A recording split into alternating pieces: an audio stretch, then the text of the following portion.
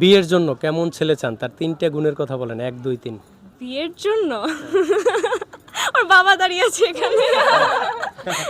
Obviously সৎ হইতে হবে। এক আমি নম্বরে চাই সৎ। অনেক সৎ হোক।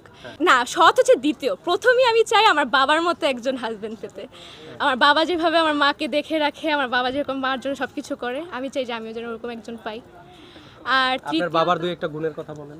আমার বাবা হচ্ছে অনেক কেয়ারিং, সবসময় কেয়ার করবে, প্রত্যেকটা জিনিস হচ্ছে নিজের থেকেই করবে, বলাও লাগবে না, এরকম একজন। আরেকটা হতে হবে যে সব সময় যেন আমাকে ভালো পথে গাইড করে, আমাকে যেন কখন খারাপ পথে না নেয়। অবভিয়াসলি বাবা তো ভালো পথে নিবেই, কিন্তু আমার মানে সবারই তো মনে হয় যে নিজের বাবা হচ্ছে একটু অন্যরকম। আমারও মনে হয় আমার বাবা একদম অন্যরকম। আর আরেকটা হতে হবে বাবার মতো, কি বলবো আর, মানে একদম বাবার মতো যেন মানে আমাকে। একটা হলো সৎ মানুষ আর একটা হলো আপনার বাবার মতো, তাই তো? জি, আর আরেকটা হতে হবে সে যেন পড়াশোনায় ভালো হোক, শিক্ষিত হোক যেন, আমি এরকম একজন চাই। আচ্ছা, উদাহরণ মনে করেন আমি দুইটা আপনার জন্য ছেলে আনছি, এটা উদাহরণ। একটা ছেলে হলো সুশিক্ষিত সৎ মানুষ, আচ্ছা, তার চেহারা মোটামুটি, শিক্ষাবিদ্যাও মোটামুটি, কিন্তু সে মনে করেন 20-30 হাজার টাকা বেতন পায়, কিন্তু মানুষ হিসেবে সে সুশিক্ষিত মানুষ, মরণের আগ পর্যন্ত আপনাকে ভালোবাসবে, এরকম একটা মানুষ। যেমন চায় তাই করবেন এইটা পারবেন না। বিউটি পার্লারে যাবেন, দামি দামি পোশাক পরবেন, রেস্টুরেন্টে যাবেন, যখন যা মন চায় তাই করবেন, এইটা পারবেন না, এই স্বাধীনতা পাবেন না। কিন্তু সে তার পক্ষে যতটুকু সম্ভব আপনার প্রতি, আপনারা যদি অসুস্থ হন আপনার প্রয়োজনে জামা কাপড়ও ধুয়ে দিবে, এইরকম কেয়ার করবে আপনাকে। আরেকটা ছেলে হইলো তার কাছে সব আছে, তার টাকা পয়সা সোনাগন্যা, পৃথিবীতে যত সুখ শান্তি আছে সব পাবেন, কিন্তু সে চরিত্রবান না, তার অসৎ মানুষ সে, ঠিক আছে? দ্বিতীয় অপশনটা একদমই না, হ্যাঁ। অলরেডি একদমই না।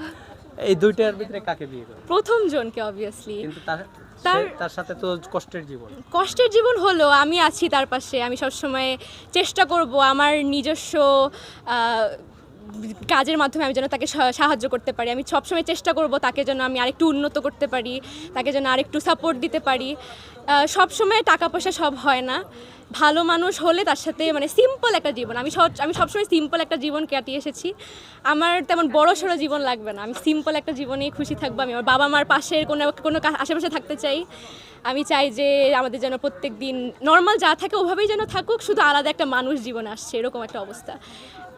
টাকা পয়সা সবসময় সব কিছু হয় না, ভালো মানুষ হইলেই অনেক কিছু। মনে করেন এই পৃথিবীতে সবচাইতে দামি সম্পদ হলো একজন সৎ মানুষ, জি, এটা না? জি, যে একজন আসলে। সৎ মানুষ পাশে থাকলে যদি মাংস, জীবনও সুখ লাগে। হ্যাঁ, কষ্টের জীবনে সুখ সুখ থাকে, লাগে। আপনি প্রতিদিন মাংস ভাত না খেয়ে শাকসবজি থাকতেও শান্তি থাকে। হ্যাঁ, সেটাই। আর যদি অসৎ হয় তাহলে দেখা যায় যে তাহলে একদমই পসিবল না, একদমই পসিবল না। এরকম মানুষ আমি হচ্ছে আমার নিজের মতো একজনকে চাবো অবভিয়াসলি।